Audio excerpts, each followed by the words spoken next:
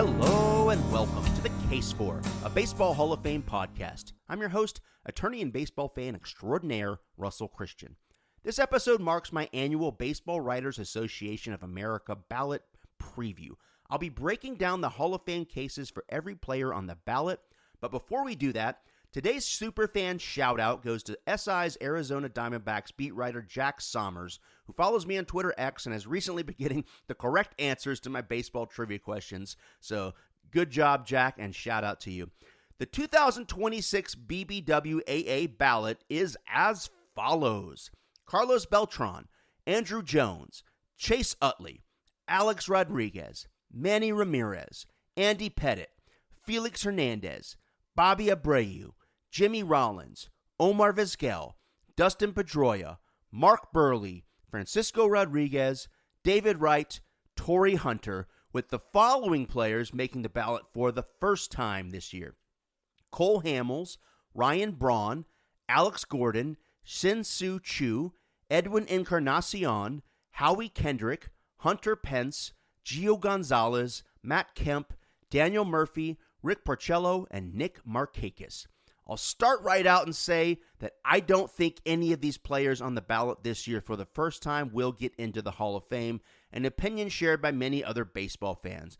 Just to be fair, though, let's start our analysis of the ballot with these first-year players. Let's look first at Cole Hamels.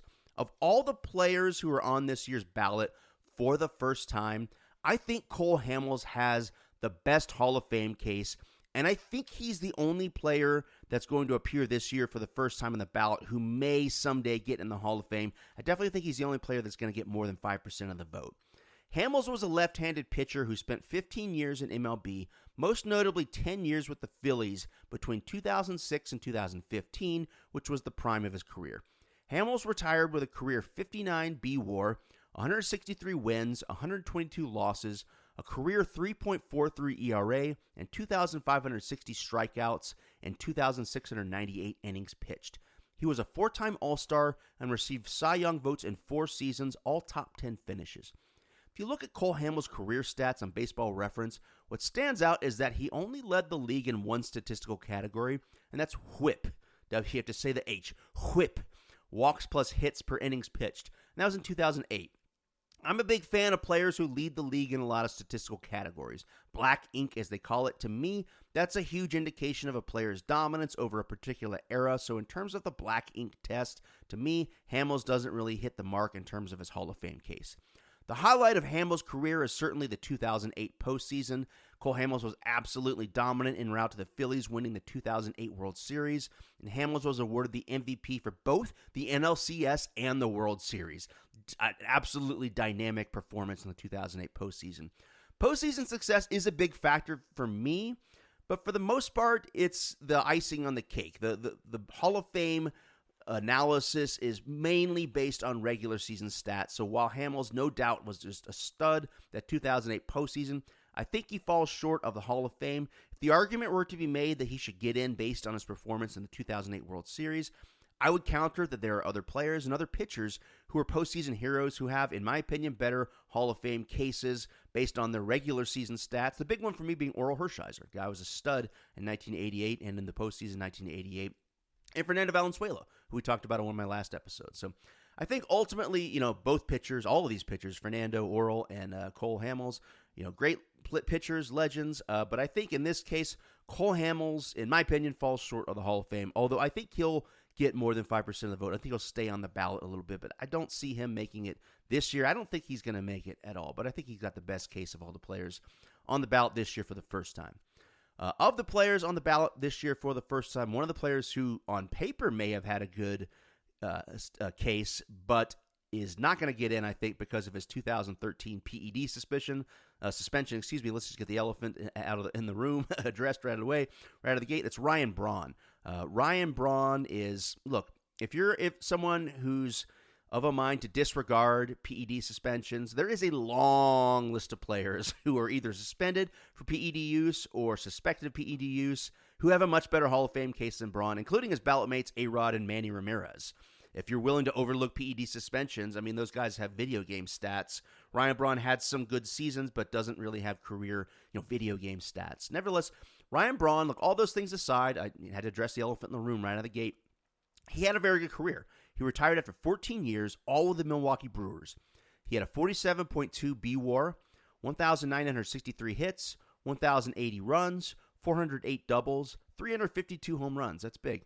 1,154 RBI, a career .296 batting average, 358 on base percentage, 532 slugging percentage, .891 OPS, 3,525 total bases. At various times in his career, Ryan Braun led the league in runs, hits, home runs, slugging percentage, OPS, and was a 6-time All-Star and 5-time Silver Slugger. Most notably, he won the 2007 NL Rookie of the Year Award and the 2011 ML MVP Award. He received MVP votes in 7 seasons, including a second-place finish in 2012 and a third-place finish in 2008. In fact, between 2008 and 2012, Ryan Braun received MVP votes every year, won a Rookie of the Year and an MVP, and received MVP votes every year. If you asked me or any baseball fan in 2012, I would have told you that Ryan Braun was one of the biggest stars in baseball at the time, who was well on his way to a possible Hall of Fame career, which makes the 2013 PED suspension all the more shocking. To me, Ryan Braun and Fernando Tatis's PED suspensions are the two most shocking in baseball, I think because they were recent after sort of the steroid era, and really just marked them both earlier in their careers. What's more telling for me that of all the success Ryan Braun mentioned, it all kind of went out the window after his PED suspension. His stats from 2013 onwards never came close to his prime, which begs the question as to how much PEDs factored into Ryan Braun's prime. So anyway, I won't get off on it, but PED suspension and lack of hitting any Hall of Fame worthy career statistical milestones for me means I think Braun is a one and done on this year's ballot, which is a shame because let's assume for the sake of argument that he was clean. Maybe he just did PEDs once or something, but let's assume that his peak was a clean peak and he could have kept that up. He might have put together a Hall of Fame career, but he kind of threw it away and was sort of persona non grata in baseball in 2013. Seems like yesterday when baseball was really trying to purge itself of the notoriety of the steroid era, and he was sort of the face of it was a bad look for baseball. It was a bad look for Ryan Braun. Not to dwell on it, but don't think he's going to get in the Hall of Fame. Next player is Alex Gordon. Just like Braun, Gordon played 14 years and all for one team, the Kansas City Royals, between 2007 and 2020. Gordon was a 3-time All-Star, mostly known for his defense. He won 8 Golden Glove Awards and 2 Platinum Glove Awards, meaning best player at all positions in terms of defense. He played mostly left field, although he also played other outfield positions and third base. Amongst all left fielders, Alex Gordon ranks 3rd all-time in total zone runs behind Barry Bonds and Carl Yastrzemski. He also ranks 2nd all-time in fielding percentage amongst left fielders behind Brian Downey at number 1. Other ranks all-time at left field include games played, he's 31st all-time, putouts, he's 27th all-time, and assists, he's 32nd all-time. There is no doubt that Alex Gordon was one of the most elite outfield defenders of his era, but his offensive stats, in my opinion, don't warrant induction into Cooperstown. He had a 34.8 BWAR, 867 runs, 1,643 hits, 190 home runs, 749 RBI, a .257 career batting average. Alex, now he was part of the Royals' 2015 World Championship team and is deservingly a member of the Royals Hall of Fame, but I don't see Gordon getting into Cooperstown. Next up is Shin-Soo Choo, a right fielder from South Korea who played 16 years in MLB and retired with a 34.7 BWAR, 961 runs, 1,671 hits, 218 home runs, which at the time of his retirement was the all-time record for an Asian-born player. Of course, this has since been surpassed by Shohei Ohtani. It's 782 RBI, 157 stolen bases, career .275 batting average, and an .824 OPS with a 122 OPS plus. He also had 152 hit by pitches, which is 24th all-time. The only category in which he ever led the league, in fact, was hit by pitches. He led all of MLB with 26 hit by pitches in 2013. If you're really interested in the hit by pitch statistic, definitely check out my Chase Utley episode. Chase Utley got hit by pitches a lot in his career, and I go down a rabbit hole of the all-time leader in hit by pitches. It's one of my favorite episodes I've done, so definitely check that out. Choo was voted to one All-Star team in 2018. He received MVP votes in 2 seasons. In 2015, he became the first Asian-born player to hit for the cycle. and in 2018 reached base safely in 52 consecutive games, a Texas Rangers record. He was a very good player, had a good career, but in my opinion, not a Hall of Famer. Next up is Edwin Encarnacion. Now, Edwin may join Hamels as one of the only two to avoid a one-and-done on account of his 424 career home runs. It's a very good career home run total. Edwin had 8 seasons of 30 or more home runs and 2 seasons with 40 or more home runs to go along with 6 seasons of 100 or more RBI, including an American League high 127 in 2016. He retired after 16 years with a 35.3 BWAR, 1,099 runs, 1,832 hits, 370 doubles, 1,261 RBI, a career slash line of 260, 350, and 496 for an 846 OPS and a 123 OPS plus. He had 3,494 total bases. Encarnacion was a 3-time All-Star. He received MVP votes in 5 seasons. He's a very good slugger. He's 54th all-time with 424 home runs, but I don't see him as a Hall of Famer. And an interesting comparison player is the player that's 55th all-time in the home run list with 10 less home runs, 414. That's Darrell Evans. That's the first guy I thought of when I saw over 400 home runs, but not a Hall of Famer. Darrell Evans, Dave Kingman kind of come to mind. Great players, but not Hall of Famers. Darrell Evans had a long career, was always a dependable slugger, even leading the league in home runs in 1985. But although Darrell Evans had a productive career, I don't see Evans as a Hall of Famer, nor do I see Encarnacion. If you follow the Twitter universe, baseball Twitter, there's a Twitter account, Not Gaetti. He's a popular baseball account. He likes to celebrate underrated, quote-unquote, players or players not enough people talk about, the NEPTA. So shout out to former Superfan shout-out recipient Cullen Chaperone, who runs the NEPTA dashboard. Encarnacion's a perfect kind of player for that kind of recognition because I don't think he's a Hall of Famer, but he was certainly a good enough player to warrant some type of acknowledgement or recognition. Again, if you were a GM trying to get a slugger on your team, the guy had over 400 home runs, and you look at the season, 8 seasons of 30 or more home runs, 2 seasons of 40 or more home runs, you're just trying to win a pennant. You're just trying to win a World Series. If you're a GM and you're a coach, you don't care about the Hall of Fame at that point. And Edwin was a guy that if you had him on your team, you knew he was good for 25, 30 home runs. He's going to drive in some runs. He was a slugger that you could add to your lineup. So great player, but I don't see him ultimately as a Hall of Famer. Next up is Howie Kendrick. Howie spent 15 years in MLB, most notably 9 years with the Angels, and then a 4-year stint with the Nationals at the end of his career, which saw Kendrick as a major part of the 2019 World Series Championship Washington Nationals team. That 2019 season, in 121 games, Kendrick batted .344 with 17 home runs and 62 RBI, and he was the MVP of the 2019 NLCS, which saw the Nationals sweeping the Cardinals, and Kendrick batted .333 with 4 runs, 5 hits, and 4 doubles in that series. Kendrick is one of just 21 players to have 4 or more doubles in a league championship series. It was outstanding, that 2019 NLCS. Kendrick was also a star of the 2019 National League Division Series against the Dodgers, hitting an extra innings go-ahead grand slam off Joe Kelly in Game 5 of that series, which the Nationals eventually won. And of course, Kendrick got the go-ahead home run in Game 7 of the 2019 World Series, the first and only World Series victory in Nationals history. Postseason heroics are, of course, always a huge exclamation point on any player's Hall of Fame case, just like Cole Hamels. I have to say it helps his argument, but the analysis is primarily based on regular season stats, and while Howie Kendrick had very good career, I just don't see his stats landing him in Cooperstown. Retired with a career 35 BWAR, 792 runs, 1,747 hits, 354 doubles, 127 home runs, 724 RBI, 126 stolen bases, but he's a career 294 hitter. That's very impressive. Howie was voted to one All-Star team and received MVP votes in 1 season. He was also the recipient of Major League Baseball's 2019 Heart and Hustle Award, which is a really cool award. I want to make sure I pointed that out.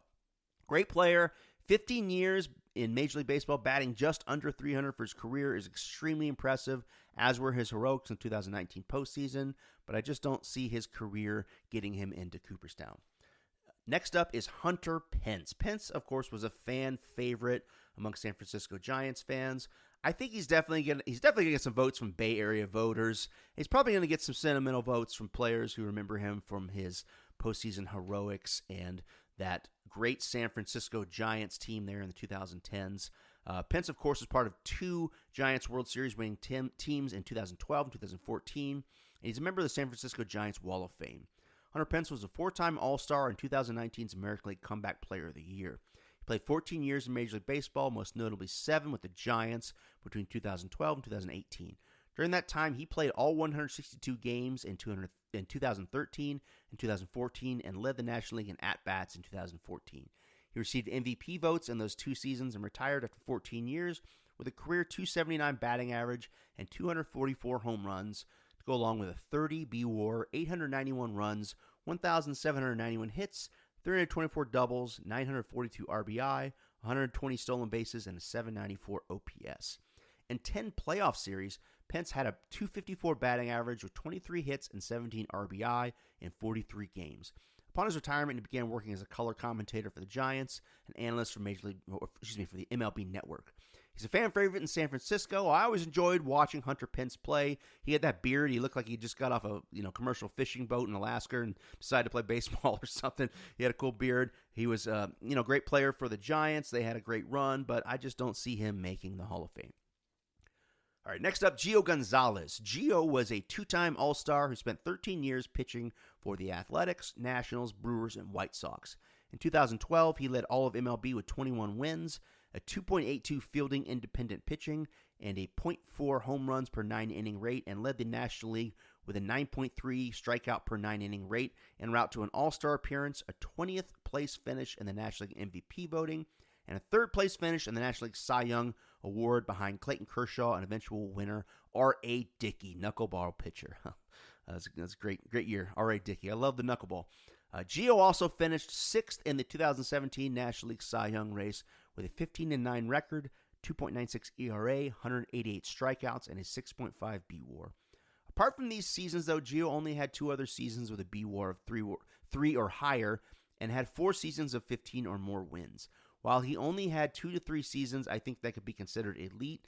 He was a dependable starter. He had 9 seasons with 10 or more wins, and in those 9 seasons, only had an ERA higher than 4 twice. Ultimately, though, his career stats to me don't amount to a Hall of Fame career. He retired after 13 years with a 29.8 BWAR, a 131 and 101 win-loss record, a 3.70 ERA, 1,860 strikeouts, and was a 2-time All-Star. So just like Encarnacion, if you were a GM at the time looking for a dependable starter, Gio was your guy. You were going to get a good pitcher. But in terms of Hall of Fame, Cooperstown, I think he's a one and done on this ballot. Next player on our list is a surprising one to be considered as a one and done, especially at the peak of his career, and that's Matt Kemp. He's surprising because he's one of the few first-time players on this ballot who, if you had asked at a particular point in his career if they're going to make the Hall of Fame, you might have gotten a lot of responses in the affirmative. Indeed, Matt Kemp's career started off great. He played 9 years with the Dodgers, during which he made 2 All-Star appearances, won 2 Gold Gloves, 2 Silver Sluggers, and received top 10 MVP votes in 2 seasons, including a second-place finish to ballot mate Ryan Braun in the 2011 National League MVP race. That 2011 season was the strongest of Kemp's career by far, and certainly a Hall of Fame caliber season. Kemp led the National League in WAR, runs, home runs, OPS+, total bases, and led all of Major League Baseball in RBI to go along with a .324 batting average, 40 stolen bases, and a .986 OPS. Kemp was only .013 points away from a triple crown behind NL batting champ Jose Reyes, and finished with Jose finished with a .337 batting average. And of course, that year, Matt Kemp was just a home run shy of a 40 home run season, which would have given him a 40-40 season, made famous by Jose Canseco, which is small beans now that Shohei's doing 50-50, but still, it's pretty cool. Kemp actually finished second in steals that season, becoming the first player since Hank Aaron in 1963 to finish in the top 2 in the league in both stolen bases and home runs. Kemp was showered with awards after that 2011 season, as we mentioned, a second-place MVP finish. He also received the Baseball America Major League Player of the Year award, the Hank Aaron Award for the top hitter in the National League, the first time the Dodger player had ever won that award. He won the Gold Glove, the Silver Slugger, and he was named to the 2011 Sporting News National League All-Star Team. Kemp continued that 2012 season in a similar vein, winning the National League Player of the Week the first 2 weeks of the season. And an interesting side note, he also won the award the last week of the 2011 season, which made him the only player to win the award 3 consecutive weeks. He started off 2012 with an RBI in 9 straight games, tying a Dodgers franchise record, and he also tied the club records for home runs in April en route to being named the National League Player of the Month. But this all came to a halt, as did arguably Matt Kemp's prime on May 14th, when he's placed on the DL due to a hamstring injury, which ended his streak of 399 consecutive games played. Kemp would finish that season with a .303 average, 23 home runs, and 69 RBI, but his injury was a harbinger of things to come, and Kemp spent most of 2013 injured, but came back to have strong seasons in 2014, 15, and 16, including 2 more seasons with 100 or more RBI. Spending a little more time on Kemp here than other players because I think 2011 Matt Kemp was clearly he clearly had a Hall of Fame caliber season, and he was definitely on track for another such season in 2012. That's why I spent so much time emphasizing his early season accolades. But then injuries hit Matt Kemp in 2012, and injuries would plague Matt Kemp on and off for the rest of his career. I really think that Matt Kemp is an interesting what-if player. Had he been 100% healthy in his prime, we might have seen several more Hall of Fame caliber seasons similar to his 2011 season, and Kemp may have made a Cooperstown case for himself. He certainly had the talent, and his 2011 season demonstrated that. Kemp would eventually retire after 15 years with a 21.6 B WAR, 950 runs, 1,808 hits, 287 home runs, 1,031 RBI, 181 stolen bases, and a career slash line of 284, 337, and 484 with an 821 OPS and 3,081 total bases. He retired as a 3-time All-Star, 2-time Gold Glove winner, and 2-time Silver Slugger. And again, a proverbial what-if career that was elite at its best, but afflicted by injuries, and as a result, I don't see Matt Kemp getting into the Hall of Fame. And it's funny, Anthony Rendon he retired, I guess, technically. It's complicated, but Anthony Rendon, got a lot of flack. He was a really good player on the Nationals, and the Angels signed him to a big contract, and he was injured. Kemp wasn't as bad as Rendon, but I remember at the time Kemp was sort of seen as the guy. It's like, well, when he's healthy, he's Mickey Mantle, but he's never healthy. So it's, the Dodgers saw him as kind of a waste of money, and then they shipped him off to the Padres. And I remember the Braves picking him up and hearing so many fans on the West Coast saying, good riddance. And I thought Kemp was great on the Braves. We weren't expecting a MVP season, but he was good on the Braves. So it's just, once you show that potential like he did in 2011, people expect it. And if you don't deliver, and especially if you're hurt, it just makes for a lot of, angry fans. But there's nothing you can do about injuries, Father Time comes for us all, and, we're not robots. We're made of flesh and bone, and flesh and bone gets injured. But I just like to spend a little more time on him because I think Matt Kemp is a really interesting what-if. And I'll throw this out to you right now. What if in 2011, Matt Kemp got a few more hits and another home run, ends up winning the batting title, the Triple Crown, and has a 40-40 season? Could you imagine that? We'd still be talking about it today. Triple Crown and a 40-40. It would have been one of the most epic seasons of all time. Matt Kemp was that close. He was just a few points away from a batting title and one home run away from a 40-40 season. Had that happened, I think he certainly would have won the MVP award. And the what-if game continues. What if Matt Kemp stayed healthy in 2012? He was on another torrent pace. He was tearing it up. He might have had if not an MVP season, an MVP caliber season. What if he had a Dale Murphy type prime, back-to-back MVP seasons, and continuously was, one of the best players in the league for 3, 5, 6, 7 years. But the what if game is tempting. It's fun to play, but we have to face the reality of what the stats are. Matt Kemp in 2012 and 2013, he only played in 106 and 73 games respectively. So that that was arguably the prime of his career, and that really hurt him. This truly changed the impact of his career. And, he could have been on a Hall of Fame trajectory. Instead, we have a player who had a good career and one outstanding season, but not a player that I think is going to make the Hall of Fame. Daniel Murphy. Let's talk about Daniel Murphy. Daniel had a 12-year career with the Mets, Nationals, Cubs, and Rockies. A 3-time All-Star and 2-time Silver Slugger. He received MVP votes in 2 seasons, including a second-place finish in 2016 to National League MVP Chris Bryant. That year, Daniel Murphy led the National League in doubles, slugging percentage, and OPS, the first of 2 consecutive seasons in which Murphy led the National League in doubles. If you follow me on Twitter X, you know I love doubles. I'm always counting Freddie Freeman's hashtag Freddie doubles, his career doubles total. Murphy was a doubles machine, and he hit 30 or more doubles in 8 seasons, including 2 seasons with 40 or more doubles. Murphy was also an excellent postseason player, amassing a career .309 batting average in 6 series with 30 hits, 8 home runs, and 19 RBI in 25 games. Most notably, he was the 2015 NLCS MVP for the New York Mets as they swept the Chicago Cubs en route to a loss to the Royals in the 2015 World Series.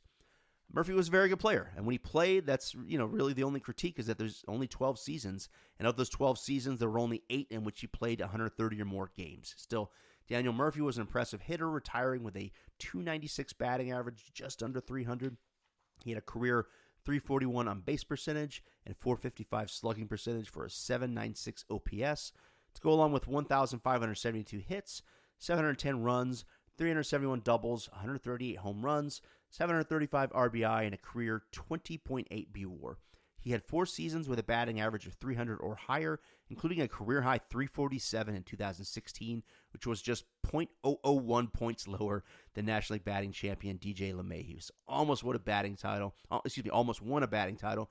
Batting title would have been impressive, but still wouldn't move the needle on his Hall of Fame case, as his career was relatively short, and as a result, he didn't hit any major statistical milestones. Still, shout out to Daniel Murphy. To bat almost 300 over a 12-year career is nothing to shake a stick at, so hats off to Daniel Murphy for a great career, albeit not a Hall of Fame career.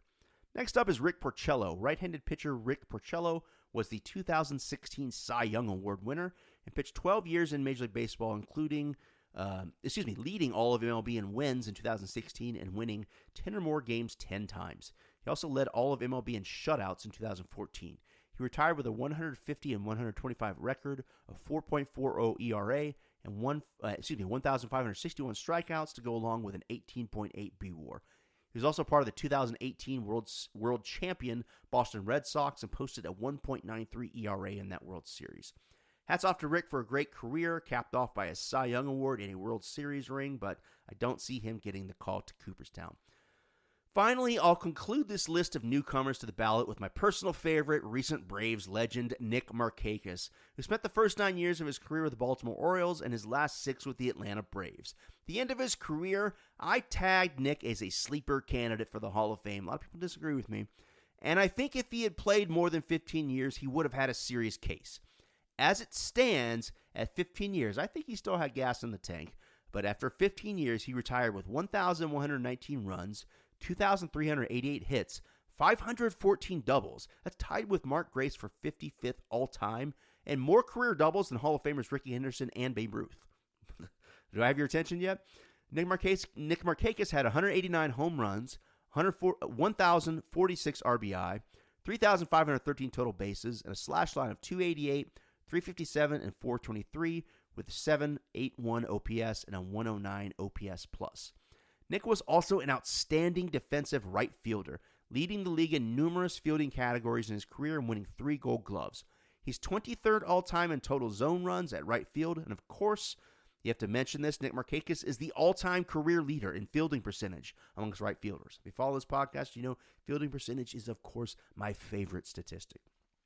Anyway, all joking aside, I'm telling you, man, if Nick Markakis had played a few more years, he'd retired with over 2,500, 2,600, 2,700 or more hits, made a substantial climb on that all-times double list, and finished with the all-time highest fielding percentage in right field. All of a sudden, his Hall of Fame case gets very realistic. Just to show you, I'm not messing around here, had he played one more full season and got 30 doubles, which is 9 less than his career average of 39 season, that would have placed him at 544 career doubles, tying with Derek Jeter for 35th all-time, and one more than Tony Gwynn. I mean, these are some serious hitters that he would have climbed up on that career doubles list. As it stands, though, despite being a very dependable player and a fan favorite in Baltimore and Atlanta, I don't think Cakes makes the Hall. Sorry, Nick. All right, those are all the new players who will be on the Baseball Writers Association of America ballot for the first time in 2026. And to recap, I don't see any of them making the Hall of Fame this year, and frankly, ever, I don't think. And I think that they all might receive less than 5% of the vote and be removed from the ballot. If I had to predict, though, I think Hamels will be the only player to get more than 5%. And depending on how things trend in the future, he may get in the Hall of Fame. I think if anything, because he played in Philadelphia on the East Coast, and I'm not going to get off on an East Coast bias, but it's real, it's there. I don't think he's going to get in the Hall of Fame. I think he'll get more than 5% of the vote. I'd be shocked if he didn't. Just if anything, just some sentimental votes. But I just don't see any of those guys getting in the Hall of Fame. And I'm not alone. A lot of people on Twitter X have been saying I just don't see any of these guys making it in. That brings us to the remaining players on the ballot. Let's break it down and let's look at the players who didn't get in last year and their vote totals. Carlos Beltran got the most votes of a player that didn't get in last year. He got 70.3% of the votes. So almost got in. You need 75% or more to get in. He got said. I think he's going to get there. Andrew Jones last year got 66.2%. Those are really the only two guys that were really close. The next highest after that was Chase Utley with 39.8%. And I'll just read the names down. I'm not going to read the percentage. I'll just read them down in terms of descending from the highest vote totals to the lowest. After Chase Utley, you had A-Rod, Manny, Andy Pettitte, Felix Hernandez, Bobby Abreu, Jimmy Rollins, Omar Vizquel, Dustin Pedroia, Mark Burley, Francisco Rodriguez, David Wright, and Torrey Hunter. And, the only people that got over 20% are Felix, Andy Pettitte, Manny, A-Rod, Utley, Andrew, and Carlos, with Carlos and Andrew getting over 60% and Chase Utley just under 40% in his second year. So I'm going to start this analysis first with a prediction that I think Beltran and Andrew Jones get into the Hall of Fame this year. And I'll secondly note that if you want to take a deep dive into the Hall of Fame cases for several of the players above, I have dedicated previous episodes to the Hall of Fame cases for Carlos Beltran, Andrew Jones, Chase Utley, Felix Hernandez, and Bobby Abreu. So if you want to take a deep dive, if you don't want this sort of cursory glance at the ballot, but you want to take a deep dive into any of those players' career, definitely go check out those episodes, especially if you're a voter. Look, I know the voters take this stuff seriously. If you're a voter and you listen to this and you're like, hey, I just want to educate myself, go listen to those episodes, because I'm going to get into. I can't spend an hour on each guy. I'm trying to keep this episode concise, but I go down the rabbit hole on each of those individual players. Definitely check those out. For purposes of this episode, I'm just going to give you the Cliff Notes analysis. Let's start with Carlos Beltran. He, I broke down his Hall of Fame case on episode 10. The elevator pitch for Carlos's career, he's got a career WAR of 70.1, which is really good, and one of only 4 players with 2,500 or more hits, 400 or more home runs, 300 or more stolen bases, and 1,000 or more walks. The other 3 players are A-Rod, Bonds, and Willie Mays. You might have heard of those guys. Carlos Beltran was a 9-time All-Star, 3-time Gold Glove Award winner, 2-time Silver Slugger, the 1999 AL Rookie of the Year. Also had a great postseason resume, which led to his killer nickname, Señor Octubre, and his lone World Series title with the 2017 Astros. Let's address the other elephant in the room here. I think his association with that 2017 Astros cheating scandal, dinged him a little bit, and I think that's the reason why he hasn't gotten in, but I think it's water over the dam at this point. I think he's getting in. He's got most of the vote. He's going to get in this year, I think. Next up is Andrew Jones. Again, listen to my Andrew Jones episode. That's episode 8 if you want to get a deep dive in his career. But the elevator pitch is that he's one of only 4 players to have won 10 Gold Gloves and have 400 or more career home runs. And the others are first ballot Hall of Famers Willie Mays, Mike Schmidt, and King Griffey Jr. I mentioned that on my Andrew Jones episode. And of course, recently MLB shared an infographic with that stat. That's cool. I know a lot of us are doing the same research and coming up with the same stats. But on the off chance that the good folks at MLB are listening to my podcast and picking up my stats, hook me up with a DM or a shout out. They're really cool. Help grow this podcast or the community. Soapbox over. I do think Andrew is going to have I think he's going to get in this year. I think Beltran's for certain. Andrew's going to get in this year. And if there's, a PR push from Braves country, if you're a Braves fan, go out there, do your thing. Just like we did for Dale Murphy earlier this year. Let's get, everyone excited about Andrew Jones getting into the Hall of Fame. I've mentioned this before on my podcast. I ran into Dale Murphy at a Braves game in 2025. Told him about the podcast. He follows me on Twitter. And, he's a humble guy. I started talking about him and his Hall of Fame case, and immediately changed the subject, saying, what about Andrew Jones? So Dale Murphy, and obviously Dale thinks that Andrew should get in the Hall of Fame. So, nice conversation about Andrew Jones' Hall of Fame case, and I think Andrew should get in. and I think he will get in this year. So let's look at the players that got significantly less than 60% of the vote last year. Chase, Alex, Manny, Andy Pettit. Look, this is going to be Manny's last year on the ballot. I don't think he's anywhere near the 75%. I think it's fair to say the PEDs will keep him out next year. And I don't think A-Rod or Pettit's vote totals are going to increase very much. And this might bode well for Chase Utley. But anyway, that's my prediction. Let's get into the stats here of the players that are still on the ballot. We got A-Rod. Of course, A-Rod admitted to using steroids, missed all of 2014 for Major League Baseball suspension for his role in the biogenesis scandal. So if PED use is a non-starter, he's not going to get your vote, but I see that he is still getting a lot of votes.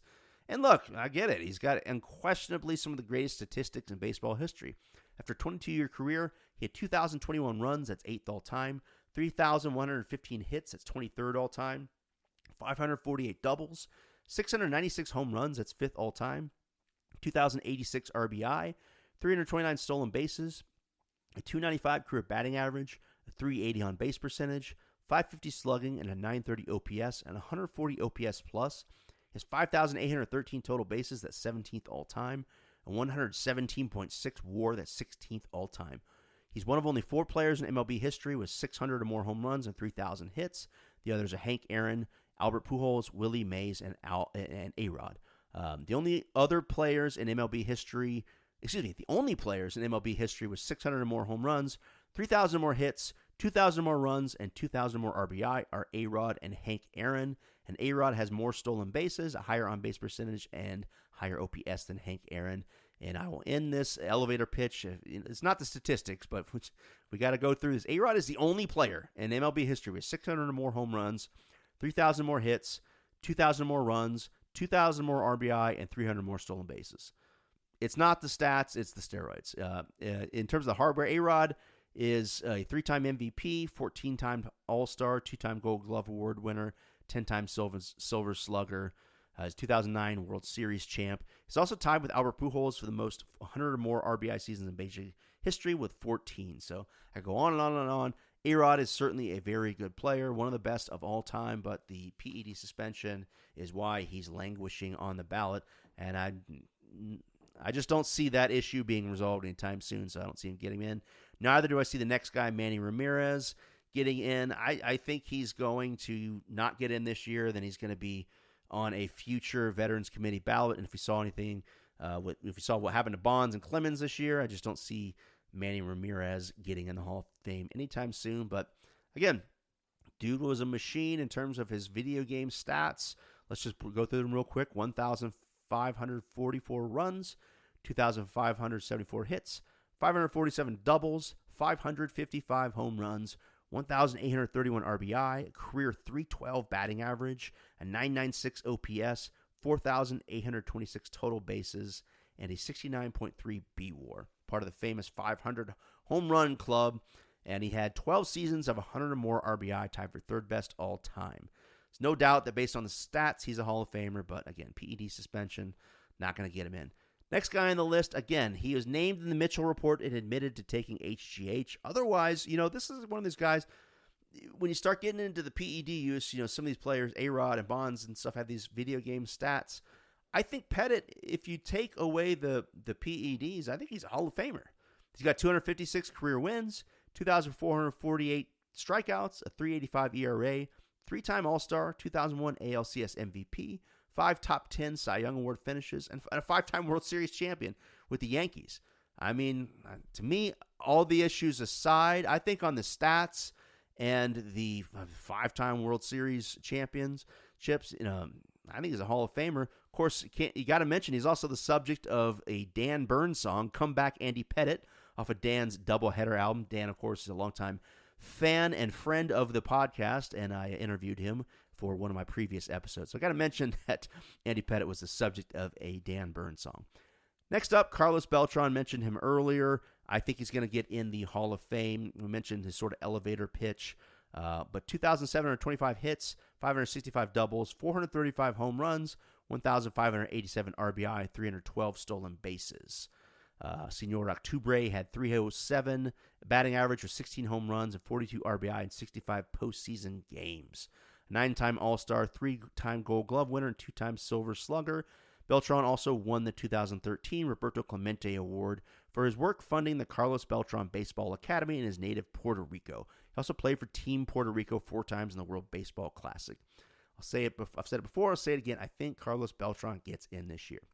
Let's talk about Jimmy Rollins. Jimmy Rollins is a player. Jimmy Rollins, Chase Utley, man, love him or hate him, man. The Phillies fans, they come out for their team, and they come out to play in the World Series, the Hall of Fame conversation. The great Chase Utley debate is ensuing, and Jimmy Rollins' name always comes up in it. Guy had 2,455 hits, 1,421 runs. That's a lot of runs. 470 stolen bases, tons of runs, tons of stolen bases. 47.6 career BWAR, which doesn't help him, especially with the stat heads. But he was the 2007 National League MVP and a 4-time Gold Glove winner, 3-time All-Star, won a Silver Slugger, won a 2008 World Series with the Phillies. He's currently, last year he got about 15% of the vote. And he might get in eventually. My initial thoughts, I think he's just under the mark. With a few more years of eligibility, maybe. And I think if Chase Utley gets in, you're going to see sort of a Trammell, Lou Whitaker kind of situation. I think if one of these guys gets in, it helps the other guy's case. Although, unfortunately, it hasn't helped Lou Whitaker's case. I think Lou Whitaker belongs in the Hall of Fame. I won't get off on that soapbox. I think eventually maybe Utley or Rollins gets in. I think Utley, I hate to say it, but he might get in someday. But for now, I don't know if Rollins gets in this year.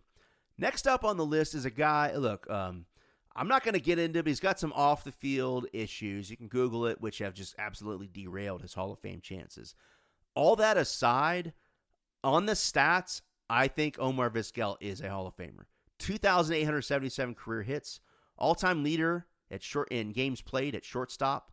He's also all-time leader in double plays turned and fielding percentage at shortstop. Third all-time career putouts at shortstop.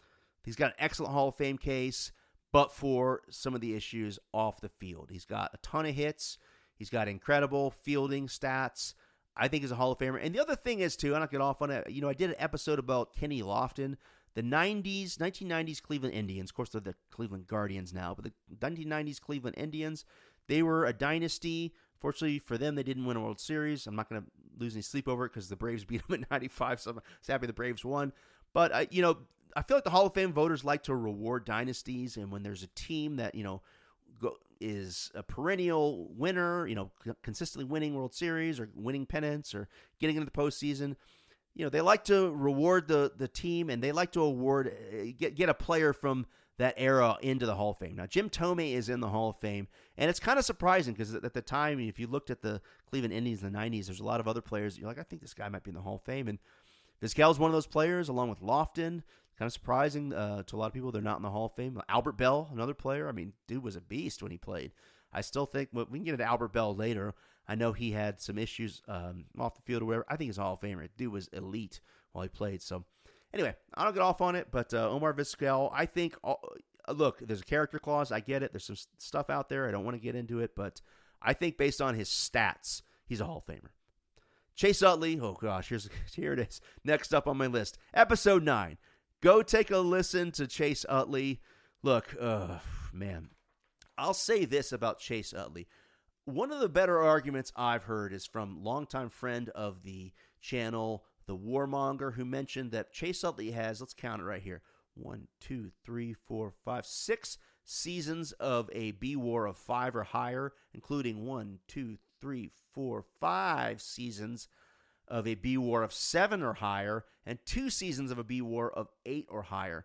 It's very good, very impressive, but for me, it just doesn't move the needle because I think he still had a very short peak. And interesting point, none of those seasons Chase Utley led the league in WAR. So, Warmonger, it's a good thing to point out, and I think Chase Utley's got his ardent supporters, but I don't see him getting into the Hall of Fame. Next up on the list is David Wright. David's a candidate that I mentioned this before is bittersweet for a lot of fans, especially for Mets fans. He's the face of the Mets franchise in the 21st century, played his entire 14-year career with the Mets, holds numerous Mets franchise records, 7-time All-Star, 2-time Gold Glove, 2-time Silver Slugger, great offensive and defensive third baseman, career .296 hitter, but due to injuries, his career was short and his counting stats fell short, only 1,777 hits, 242 home runs, 970 RBI, 196 stolen bases. Here's the thing. If we're going to give him sort of the Kirby Puckett or the Sandy Koufax treatment, I think there needs to be a little bit more of a dominant career, and he played, 14 years is longer than those two guys played. So, a bit sad. I think a lot of Mets fans would love to see him in the Hall of Fame, but I just don't see David Wright getting into the Hall of Fame. But good player, good career. A great player, great career, but just not going to get in the Hall of Fame. Next up on the list is Bobby Abreu. Bobby is one of 7 players with 900 or more extra base hits and 400 or more stolen bases in their career. The others are Ty Cobb, Honus Wagner, Tris Speaker, Barry Bonds, Craig Biggio, and Paul Molitor. He played 18 years, retiring with a career .291 batting average, 2,470 hits, 288 home runs, 1,363 RBI, 400 stolen bases, 1,454 runs, 1,476 walks, 4,026 total bases, and a career WAR of 60.2. A borderline candidate. I make the case for him in episode 11. I think he's a Hall of Famer. You can disagree with me. Check out episode 11 and drop a note on my Twitter X. Let me know what you think. Next player is Torrey Hunter. I mentioned this on my last ballot preview episode. Guy played 19 years and never had a bad season. Sometimes even the Hall of Fame players start off and they have a couple mulligan seasons where they just don't, taking time, nothing's clicking, it's taking time to get into it, or maybe they get injured or whatever, but just, never really had a bad season. Played 19 years and had a 50.7 career WAR, career .277 hitter, 353 home runs, 2,452 hits, 1,296 runs, 1,391 RBI, 195 stolen bases, and 4,087 total bases. A career .331 on base percentage and .461 slugging percentage. He's a 5-time All-Star, 2-time Silver Slugger, and a 9-time Golden Glover. Last year he didn't get a lot of votes. I don't know. He's a good player. I think he's just one of these players that maybe, doesn't have the wow factor. Last year he had 5.1% of the vote. Let's see what happens this year. Very good player. And if he doesn't make the Hall of Fame, that's no disrespect to Torrey Hunter. Guy had a very good career. Speaking of very good players, Mark Buehrle was a workhorse. Guy pitched 200 or more innings, 14 straight years, almost 15. He pitched 198.2 innings in 2015. He had a career win-loss total of 2014 to 160, an ERA of 3.81. And with all those innings, he only has 1,870 strikeouts. Say only in air quotes. He is a 5-time All-Star, 4-time Gold Glove winner, and won the 2005 World Series with the White Sox. And in terms of the fame factor, of course, that is now known forever as the Pope Leo World Series, with our current Pope being a White Sox fan. So if you ask the Pope, he might give Mark Buehrle his vote. I don't know if that's going to change anyone else's vote or not, but the Pope might give him his vote. Next on the list is Dustin Pedroia. Before we start off our conversation about Dustin, I highly recommend you go to YouTube, and he has a funny story about David Ortiz and his nickname Pee-wee. I won't spoil it for you, and obviously Dustin tells the story a lot funnier than I can. Go check that out. It's a really funny baseball story. Dustin Pedroia is one of these players that looked like he was on a Hall of Fame trajectory, but ultimately I don't think he's going to get in the Hall of Fame. Just had it too short of a career, had some injuries. But he won the 2007 Rookie of the Year award and the 2008 MVP award. And, we talked about this on my Dick Allen episode. There's not a lot of players who've won both a Rookie of the Year and an MVP. It's interesting. You got Dustin Pedroia. You got Ryan Braun in this list. So, he started off on a hot streak, and he won 2 World Series with the Red Sox, one in 2007, one in 2013. He played premium defense at second base. 3 times he led the league in fielding percentage, as well as total zone total fielding runs above average. He led the American League in runs twice and had 4 seasons of 100 or more runs. He led all of MLB in hits and doubles during his MVP year 2008 to go along with a .326 batting average, 17 home runs, 83 RBI, 20 stolen bases, and a 7 WAR. He had 5 seasons with 185 or more hits, including 2 seasons over 200 hits. He had 5 seasons with a batting average over 300 and 6 seasons with a WAR of 5 or higher. He's a 4-time All-Star and Gold Glove winner and Silver Slugger. Pedroia retired with an impressive career WAR of 51.9, higher than several Hall of Fame second basemen, including Bobby Doerr, Nellie Fox, Johnny Evers, Tony Lazzari, and Bill Mazeroski. to some, he's got a very impressive Hall of Fame resume. I think he just didn't play long enough. He retired, with some counting stats here that didn't really stack up in terms of the Hall of Fame. 922 runs, 1,805 hits, 394 doubles, 725 RBI, career 299 batting average, very impressive. I just think ultimately he's a player that was very good for a short amount of time and didn't hit the career stats to make Cooperstown, in my opinion. Next up is Francisco Rodriguez, K-Rod. I've talked about this before. He's got some suspicions and associations, PEDs, some off-the-field issues. Look, if you put all that aside, I think he's got Hall of Fame stats. He's got 437 saves, which is fourth best all time. He's got the single-season save record. He was a great relief pitcher, but he's got some off-the-field issues, and there's some suspicions of, I don't want to make any accusations. Got to be careful here with legal stuff, but his name comes up in that conversation, PEDs, and for that reason, some of the other things that have happened with him off the field, he's not trending towards Hall of Fame. I don't know if he's going to get in. Looking towards the future, that wraps up my ballot preview.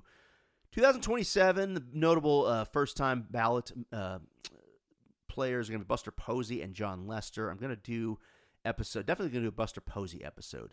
2028, you're going to see Pujols, Robinson Cano, Yadier Molina. I don't think Cano gets in, but Pujols and Yadi are definitely going to get in first ballot together, I think. 2029 is a loaded class. You got Miguel Cabrera, Joey Votto, Zach Greinke, Wainwright and Mad Bum. Look, a loaded class. I think Miggy and Votto get in. Greinke eventually gets in. I don't think he gets in first ballot. And Wainwright and Mad Bum, I don't think get in, but they're going to get a lot of votes, and they're going to be, I predict, long to the next 20 years or so, they're going to be players that get looked at as overlooked for the Hall of Fame. 2030, you're going to see Anthony Rizzo and JD Martinez as two notable first-timers.